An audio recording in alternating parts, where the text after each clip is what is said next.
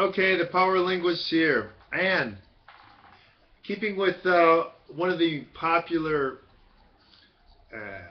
questions I get, emails, comments, that sort of thing, personal messages, I guess, is again, what constitutes a good polyglot, and who is a good polyglot? Well, you've seen that I've labeled Stu J. Raj as the best polyglot who's on the best multilingual speaker who's on YouTube, and I stand by that because of his ability to use extensive lexicon, his prosody, his ability to work under stress. He's proven that he's done that, and the fact that his L1 is English, and he's learned incredibly difficult languages for an L1 English speaker. Many people can't understand that because they only go because they don't understand Thai, they don't understand Mandarin, they don't understand Indonesian, they don't understand Vietnamese in the languages he speaks, so they just don't get it. Now, I've also posted about the best multilingual couple. They're speaking 13 languages. The husband, they're both Brazilian. They live in Germany. He's actual linguist. Ooh, a real linguist, an academic linguist. And they're very good at 13. You can see my video about that. Okay.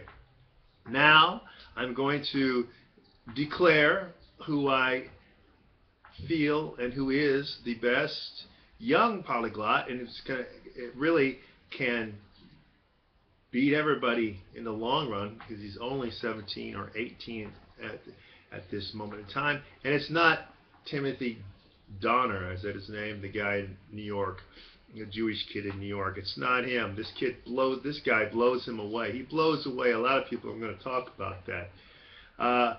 He's a Ukrainian guy, and I'll link, like I said, I don't generally do this, but I'm going to put his one of his video links in the description down below so you can go check him out. He's speaking 20 languages. Now, what makes him so good, I got things dropping, I don't know what that's about, is that his governance, his mastery of the syntax is very good. He speaks quickly, which shows that he has got a good command over the process, the thinking process. He is a native Slavic speaker, and I think I explained it before that Slavic speakers have a big advantage when they learn other languages. That's why a lot of people always say that whatever Polish speakers or Russian speakers learn other languages quickly because they have the most frequency range in their L1, and they come from a grammar complex language. So it's always easier to go from a grammar complex language to a more easy grammar. So that's why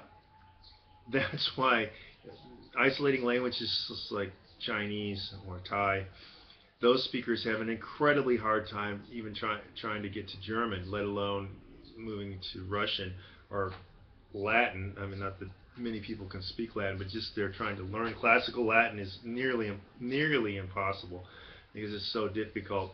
The fact that they come from such a strong grammar-intensive language makes it easy for them to understand languages that don't have such intense grammar. It's much easier to go to a more isolating type language typology. Now there, that gives you some of the linguistics background on why Slavic speakers are better. They also have the word frequency where their sound range is much greater than other languages. That's why it's very difficult. I think I've covered this before. I have, I know. English speakers to learn French because French is below in a very narrow band frequency where English is, and French is like right here. That's why it's very difficult. And Spanish and Italian are in this zone right here that overlap with English. So it's very difficult to learn French for an English speaker. Let's use a different example. Now, the factor that this guy speaks 20 languages really well, and he also does things that as a science researcher, and those who know the field will tell you that his eye accessing motions are because he knows the language. He's not, as some people think, reading a script. Yeah, he's put the script over here in the corner and he can do it like that or like this. No, untrue. And he hasn't memorized little monologues like most people do, because he doesn't say the same thing in every language. So yeah, he's good in many of his languages. But once again, he's young. He just started. He doesn't like Spanish. I don't know why. That is one of his languages that are not as strong as the others. But his Italian is way better than his, as far as his prosody and pronunciation is far better than his Spanish, for example. The detractors, I want to talk about the detractors, about people. They seem to want to detract from those who actually can do a lot. And they want to applaud and say that some people are great who actually really just basically suck Erie Canal water through a straw. For example, Moses McCormick Laushu, 55,000 or whatever his name is on his screen name, he doesn't approach 20 languages anywhere near the depth that this kid can do it, nor is his prosody is good, nor is his pronunciation is good. This guy hasn't really gone into tone languages. He said that he's had a difficulty with Mandarin.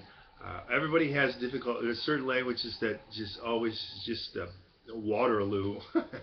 Each person, and it's weird because each person, you might be very good at a difficult language, but then an easier language might be far more difficult for you. That's just how it goes. But what I'm getting to is that Moses in no way he doesn't speak French well, he doesn't speak Spanish well, he kills Thai, he kills the Burmese, he kills the Khmer, and yet people are writing like how great he is. He's not great, and he can't hold real conversations. You see him on his little things, level up. The point is here, not so much about Moses, but the contrast between the sycophantic ass kissers that go on for certain YouTube gurus while they attack people, like they're attacking this kid, saying, yeah, your accent's not so hot in English. You know what? Here's the reality of everything. Everyone has an accent. I don't care where the hell you're from, you have an accent.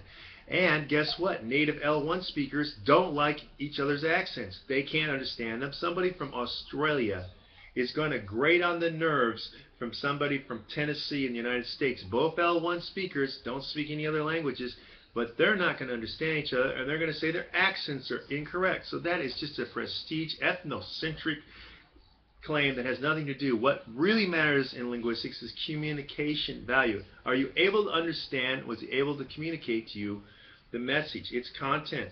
Did you get the content? Then yes, then everything else is a prestige problem. This is one of the things that's happened in English, by the way, as English has become an international language. It has moved away from the received pronunciation in England or the North American Central Midlands newscaster accent. Neither one of those are now considered what international English should be. That's just how it is. Each language has a prestige accent, just like Italian does from Toscan, and French from around the Parisian French. So that has nothing to do with actual communication, all right? The factor is that this kid is outstanding, and he's very young. He blows everybody else away.